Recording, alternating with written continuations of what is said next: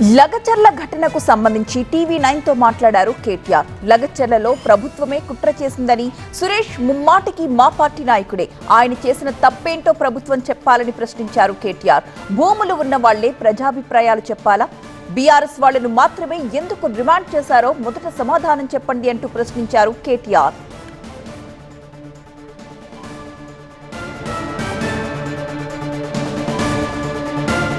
నిరసనలు అందరూ చెప్పారు.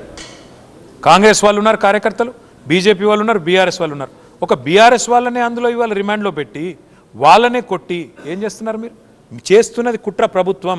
ఇది బీఆర్ఎస్ రాజకీయ ప్రేరేపిత దాడిగా చిత్రీకరించే కుట్ర ప్రభుత్వం చేస్తున్నది. పబ్లిక్ హియరింగ్లో ఫలానా వాళ్ళే, భూమి ఉన్న వాళ్ళే మాట్లాడాలి, భూమి లేని వాళ్ళు మాట్లాడకూడదని ఎక్కడన్నా చట్టంలో ఉందా?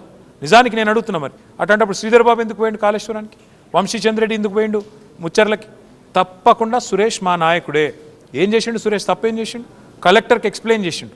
నువ్వు చేస్తున్న తప్పేంది, నీ ప్రభుత్వం చేస్తున్న తప్పేంది, భూములు పోతున్నాయి అక్కడ, నువ్వు పబ్లిక్ హియరింగ్ ఇక్కడ ఎట్లా పెడతావు అని అడిగిండు.